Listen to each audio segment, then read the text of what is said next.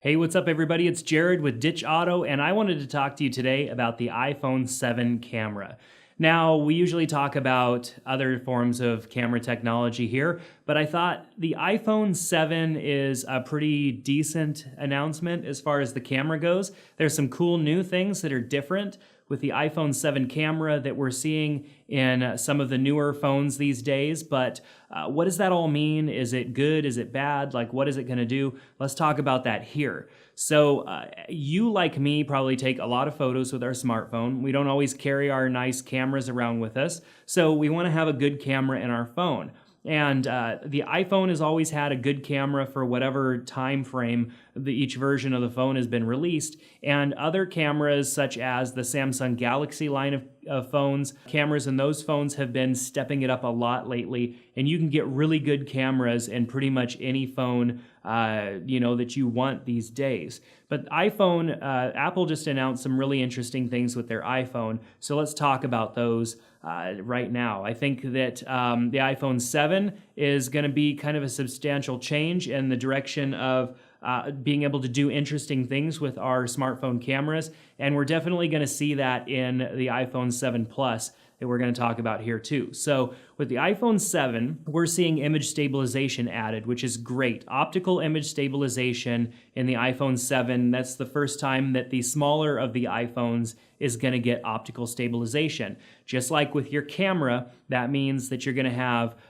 sharper still images and sharper and more smooth video when you're capturing that in your phone. That's a fantastic feature that I'm glad to see Apple adding into the smaller phone. That's going to have a 12 megapixel sensor that they're saying is faster, and it's going to have an f1.8 aperture, which is great for low light shooting because we obviously want that wider aperture when we're shooting in darker situations. And I think that, phones have always not been that great at that, but with a better sensor, better performing sensor, and then f1.8, we should be able to do a little bit better in low light than we could before. They're also updating the flash with a quad LED redesigned. Hopefully that's better. The flash on the back of these cameras on these phones have been really no good for me. They just don't do any justice to an image, so I usually don't use it at all. And if it's too dark to take a photo without it, then I forego taking a photo because the flash is just really harsh and never does that great of a job.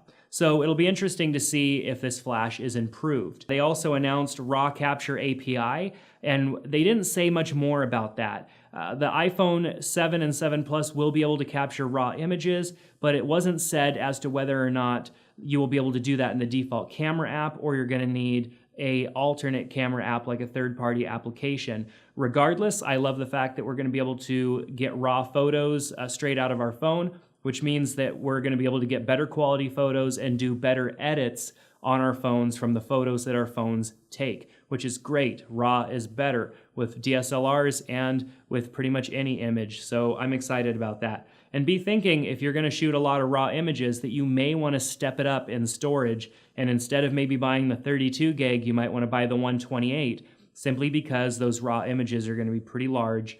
And of course, there is no 64 gig option, so you kind of have to go from 32 up to 128. I'm personally going to go with the 128. So the really notable news is with the iPhone 7 Plus having dual cameras.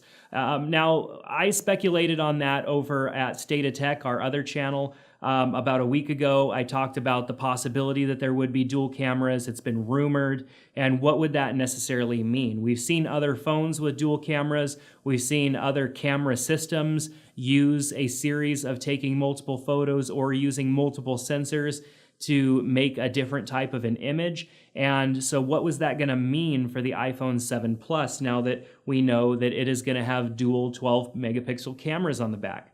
Well, each of those cameras has a different focal range or focal distance. The focal distance on one is 28 millimeters while the other one is 56 millimeters.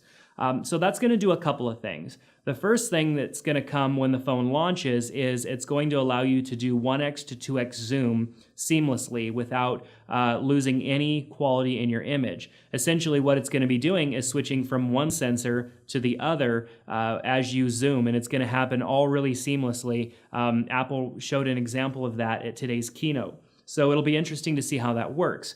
Now, if you go from 2.1 all the way up to 10, that is digital zoom. And if you know anything about digital zoom, you know that your image starts to fall apart the more you zoom in, because all it's doing is stretching pixels and making the photo look worse. So we will have up to 10x zoom on the iPhone 7 Plus, but at that 10x, you're going to lose quality in that image. But you're probably not going to lose any more quality than we did on our previous model phones, which definitely didn't go to 10x. I prefer to shoot at its native, whatever the lens is native. Like on this camera, on my iPhone SE, I typically don't zoom in because I don't want that image to fall apart. I use my legs. I move closer, I move further back. I use my legs as a zoom, the same way as if I was using a prime lens like a 50mm or something like that on my camera. If I wanted to get closer to the action, I'd move forward. If I wanted to get further to the action, I'd move back. But with that 1 to 2x zoom, it's going to be really nice for all of us who want a little bit of zoom and don't want to lose quality in our images. So the other thing that this is going to allow is a new portrait style that Apple is talking about, where it uses information from both camera sensors. Now, the cool thing about shooting with a wide angle is that you get more of the background. You know, when you're deciding to shoot a portrait of somebody and you use a wide angle, you know that the person's going to be smaller in the middle of the image, and there's going to be a lot more information of your environment in that shot. And when you use a telephoto lens and you zoom in, you're getting a different effect. The subject obviously is much closer and full in the frame, but you get this cool compression that happens when you zoom in, when you use a zoom lens. The background just appears differently, and it's a really cool look. It's one of the reasons why most portrait photographers use a 70 to 200 type of zoom lens, because the compression just makes the image look much better, in my opinion, and I know a lot of other photographers' opinions as well. So what Apple is saying is that they're going to use the wide angle probably to get, the bigger portion of the scene and to capture the subject, but then they're going to use the telephoto to get a different fall off, maybe a bokeh effect or something like that we're used to getting on some of our higher end lenses. Apple's trying to accomplish with these dual cameras.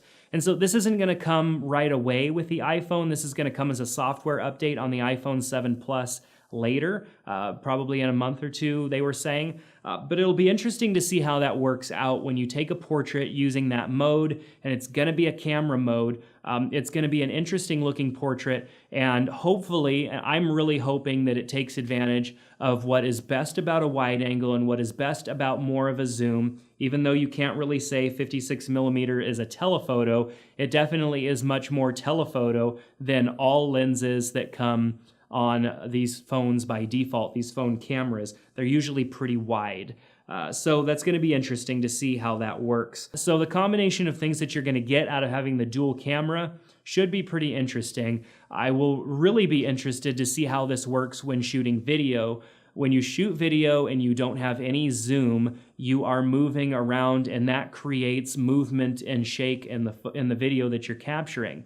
Now, if you have a little bit of zoom available, like going from 1x to 2x, you should be able to kind of punch in on the action or whatever you're trying to get closer to without physically having to move. Using that in combination with the optical image stabilization, we should see some pretty cool, abilities in shooting video, even over and above the cool things that we're going to see out of photos. So, of course, the screen is going to be better on the phone, they say, which is going to be better for taking photos. It's going to be brighter and all that good stuff. There's lots of other little things that they're doing to the iPhone. And as I mentioned, I have a video over at our other channel, State of Tech, and you can see more about those updates if you want to check in with us over there. So I'm excited in certain ways that I didn't think I would be about the iPhone 7. I didn't feel super excited leading up to today's announcement because I just, I don't think too many companies these days are making super cool,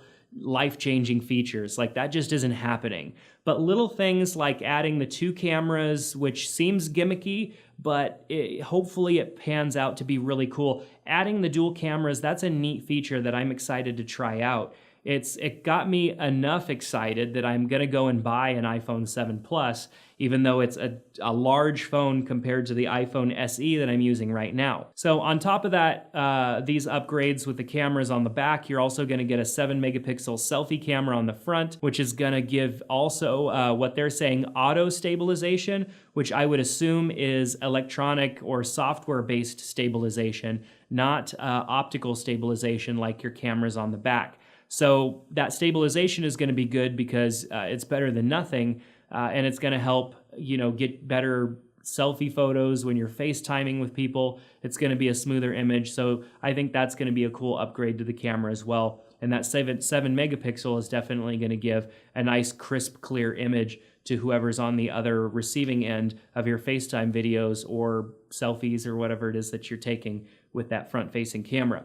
So what do you guys think about the advancements in the iPhone camera? I'd love to hear what you think. Even if you're not an iPhone shooter, let's talk about the dual camera concept, because LG with their V20 phone that they just announced earlier this week is going to have similar technology or something similar inside of the phone. They have dual cameras, and so we'll see how that all pans out with them and what they're doing with Android. So even if you're an Android person, let's talk dual cameras, let's talk possibilities in the comment section below and see what we come up with. I love to hear your opinions on things and kind of talk back and forth with each of you on what your thoughts are there. So thanks so much for checking out this video here on Ditch Auto. Like I said, we have a video over at State of Tech. Make sure to check that out if you want to find out more about the specs and other updates on the phone. And subscribe to our channel here on Ditch Auto, where we talk about cameras, shooting in manual mode, and all that good stuff. Make sure to follow along here and subscribe to get updates to videos as well. Thanks so much for checking out Ditch Auto here today. We hope to see you soon.